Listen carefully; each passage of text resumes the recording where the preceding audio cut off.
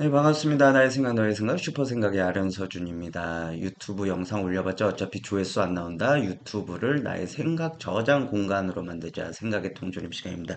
오늘 소개할 책은 터리서 휴스턴 박사의 샤프라는 책입니다. 네. 터리서 휴스턴 박사님 같은 경우에는 뭐 대학이나 뭐 여러 기업, 스타트업 같은 데에서 강연을 하신 분이고요. 단순하지만 강력한 14가지 두뇌 활용법. 특히나 이제 좀 사무직에서 일하시는 분들한테는 즉각적으로 두뇌 활용법이 좀 바로 적용이 될 것 같습니다. 이제 저는 셀러리맨이 아니기 때문에 이 책을 읽으면서 내 삶에서는 어떻게 이게 활용이 될 수 있을까 고민하면서 읽어봤는데요. 사실 뇌과학 책에서 조금 아쉬웠던 부분들은 내가 일상생활에서 좀 하기 어려운 내용들이 있으면은 아 이게 좋다더라라는 정보는 알 수 있지만은 내 생활에서 활용할 수 없어서 조금 아쉬운 부분이 있었는데 이 책은 그냥 일상생활에서도 쉽게 쉽게 바로 적용할 수 있는 내용들이 있어서 몇 가지 이야기를 해보도록 하겠습니다. 그 아쉬웠던 부분 뭐 얼음 욕조에 뭐 몸을 담그고 뭐 있어라 뭐 정자법으로 명상을 해라 어, 뭐 콜레스테롤 분비라든지 스트레스를 완화하기 위해서 뭐 금주를 해라 여러 가지가 있는데 뭐 첫 번째 얘기를 하자면은 저희 집엔 욕조가 없어요. 뭐 아무튼 그래서 조금 아쉬웠던 부분인데 이 책은 뭐 일상생활에서 바로바로 적용할 수 있을 것 같아서 내용 간단하게 말씀을 드리겠습니다. 총 14가지 중에 8가지만 저한테 효용성이 있어서 일단 쭉 빠르게 이야기를 해보겠습니다. 첫 번째, 집중을 돕는 도구. 차를 마셔라. 아침에 커피 한 잔이 아니라 차를 마시면 차에 그 L테아닌 성분이라는 게 있는데 그게 집중을 위한데 더 도움이 된다. 두 번째, 헤드셋을 이용해서 유튜브에 쳐보면은 그 바이노럴 비트라는 게 있다고 해요. 저도 이제 처음 알았는데 양쪽에 다른 주파수를 이제 틀어서 뭐 하나에 뭐 40Hz 정도의 이제 주파수로 이제 나오는 소리를 들으면서 명상을 하면은 집중을 돕는 도구가 될 수 있다고 합니다. 두 번째, 창의성을 돕는 건데요. 산책을 하라는 거예요. 한 320m. 320m 굉장히 짧은 거리인데 그 정도 산책을 하면은 창의성에 도움이 된다. 뭐 산책을 하면서 엄청난 영감을 얻었다. 뭐 그런 내용들은 뭐 유튜브에서 많이 나와 있기 때문에 이건 역시 뭐 고개를 끄덕끄덕 했습니다. 이제 맨날 가는 산책도 좋고 가끔씩은 무작위로 엉뚱한 데로 가보는 산책은 더더욱 좋다고 합니다. 그리고 재밌는 영상을 시청을 하라는데 책에서 내용 뭐 5, 6분 정도의 타이머를 설정해 놓고 아무 영상이 아니라 정말로 재밌는 영상을 보면서 그 영상을 다 보고 어떤 내용이었지? 라고 곰곰이 생각을 하면은 그 와중에서도 좀 창의성이 도움이 된다. 창의성에. 그 다음 세 번째, 의욕을 돕는 도구. 의욕, 의욕. 도파민을 활용을 하라는 거예요. 어, 음악을 듣때 나한테 개인적으로 전율이나 감동이 있는 음악을 들어보라는 거예요. 그러면은 그 음악을 들으면서 의욕이 뿜뿜 나오고 여기서도 얘기가 나옵니다.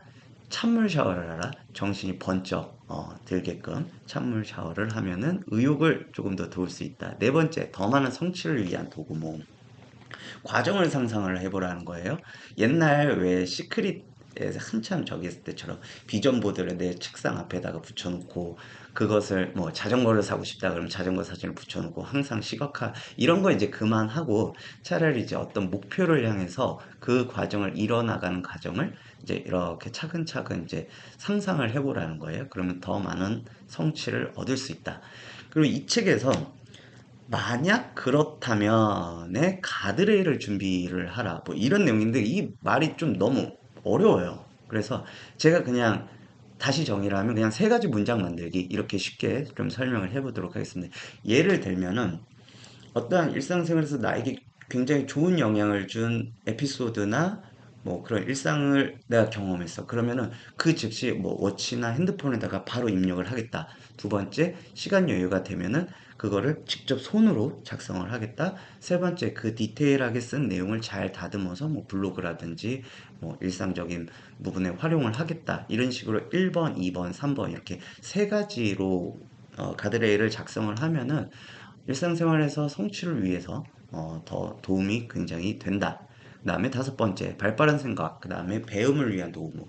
이게 원래 파트가 나눠져 있었는데 저는 그냥 합쳐버렸습니다. 음, 중복된 내용도 있고 그래서 첫 번째 스트레스 줄이기. 말해 뭐합니까? 스트레스는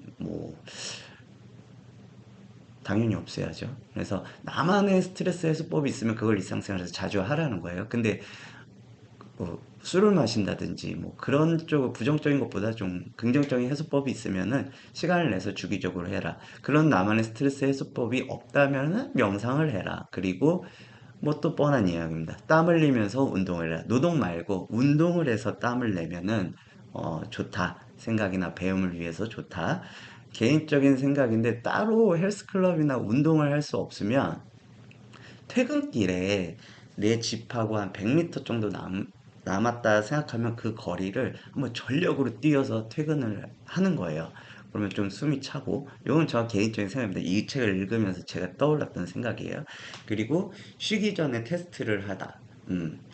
어떠한 정보를 익히면은 몇 분 후에 그거를 스스로 이렇게 떠올리면서 노력해보고 스스로 테스트해보는 거예요. 만약에 유튜브든지 어디에서 새로운 레시피를 들었어. 그러면은 그 정보를 익힌 다음에 몇 분 후에 까먹지 않게끔 스스로 이건 이렇게 하고 이건 이렇게 하고 양파와 당근을 섞고 이렇게 해서 스스로 한번 떠올려 보면서 노력을 하면은 배움에 조금 더 도움이 되고 학습을 하는 데에서 더 빨리 내게 될 수 있다. 여섯 번째, 더 적은 실수를 위한 모험입니다. 성장 마인드셋을 갖자는 거예요. 고정 마인드셋과 성장 마인드셋. 나는 수학은 잘하는데 미술은 못해. 그러면은 난 미술에 소질이 없어. 라고 그냥 치부해버리지 말고 아직은 잘하는 편은 아니지만 이것도 스스로 노력을 해서 나는 꼭 잘해내겠다. 어떤 실수를 했으면은 나는 이거 못하니까 원래 실수가 많어가 아니라 이거를 아직은 잘하는 편은 아니야. 하지만 열심히 노력해서 이제 실수는 없다. 이렇게 좀 마인드를 갖자는 거죠. 일곱 번째, 더 나은 결정을 위한 도구입니다. 숨쉬기를 하래요. 5초간 깊게 들이쉬고 2초간 참고 7초간 천천히. 이거는 근데 명상 호흡법하고도 같은데 어떠한 선택을 하기 위해서는 이 호흡법을 하는 거예요. 이걸 살까? 아니야, 사지 말자. 이렇게 하라는 거지. 어떠한, 마케팅 방법에서도 금액을 단순히 세일을 하는 게 나을지, 아니면 추가적인 상품을 줄지, 요 선택을 하기 위해서 그 전에 호흡법을 하면 좋다라고 합니다. 그 다음에 방관자가 아니라 대응자 되기. 이렇게 하면 어떨까? 이거보다는 이렇다면은 무엇을 해야 할까라고 생각을 해보라는 거예요. 그럼 더 나은 결정을 위해서 도움이 된다고 합니다. 마지막 여덟 번째입니다. 스트레스 관리 및 건강한 생활을 위한 도구. 앞에서도 계속 중복이 돼요. 스트레스를 받지 말라라고 아껴했는데 그 스트레스 관리를 위해서 첫 번째 스킨십을 하라는 겁니다. 나에게 안정감을 줄 수 있는 타임, 애인이나 자녀나 누가 있을 거 아니에요? 그러면은 20초간 꼭 껴안고 포옹을 해보라는 거예요. 20초가 굉장히 길던데, 아기가 자고 있을 때 이렇게 20초간 해보라는 거예요. 그리고 스스로 껴안기. 20초간 편안한 느낌을 주는 신체 부위에 셀프 터치, 편안한 느낌을 주는 신체 부위가 어딘지는 모르겠으나 여튼 스스로 껴안고 20초간 있으면 스트레스 완화가 된다. 그 다음에 요거는 조금 갸우뚱했는데 좋아하고 신뢰하는 의사를 찾으라는 거예요. 그렇죠. 저 같은 경우는 개인적으로 이런 치과 선생님이 계시긴 하는데, 건강한 생활을 위해서 이렇게 내용을 넣었는데, 제가 들었던 생각은 뭐냐면, 신뢰할 수 있는 누군가가 있으면 돼요. 만약에 나는, 미용실에 가면 이 선생님이 받으면 좀 신뢰가 돼. 아니면 어떤 옷을 사거나 정장을 사거나 그러면 이분이 내 옷을 피팅을 해주거나 디자인적으로 조언을 해주면 난 도움이 돼. 이런 식으로 좀 파일을 넓혀가면서 생각을 할 수 있겠더라고요. 이렇게 해서 8가지가 됐고요. 이 책의 내용을 기반으로 그러면은 내 일상생활에서 어떻게 하면은 이 두뇌 활용법을 다 적용해 놓을 수 있을까라고 해서 한번 루틴화 시켜서 한번 적어 봤습니다. 그러면은 이 책의 내용을 기반으로 한번 가상의 제 루틴을 한번 만들어 볼게요. 일어나면은 커피가 아니라 차를 마신다.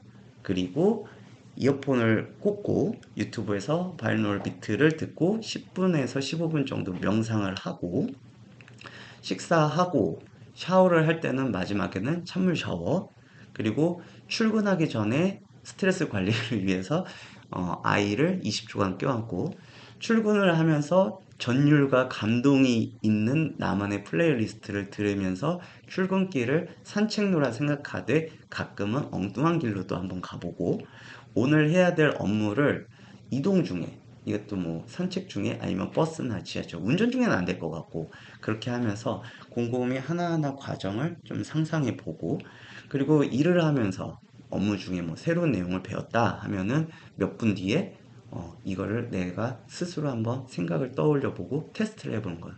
이 레시피가 몇 번이었지? 식초가 몇 g이었지? 뭐 이런 식으로 될 수가 있고, 일을 하다가 실수를 했으면 난 원래 이거 못해, 그냥 화내지 말고 성장 마인드셋으로 아직은 못하지만 이 부분을 내가 계속 노력을 해서 실수를 없애야겠다 라면서 성장 마인드셋 갖기. 그리고 어떠한 업무적인 게 중요한 선택을 해야 될 거면은 527 호흡법 5초 2초, 7초 천천히 하면서 대응자 관점에서 선택을 하기. 그리고 쉬는 날이면은 운동을 꾸준히 하고 평상시에도 운동을 꾸준히 하고, 그럴 여력이 안 되면 퇴근하기 전 100m를 한번 전력으로 뛰어보기. 그리고 나만의 스트레스 관리법이 있으면은 그걸 주기적으로 하되, 없으면 명상을 하기. 네.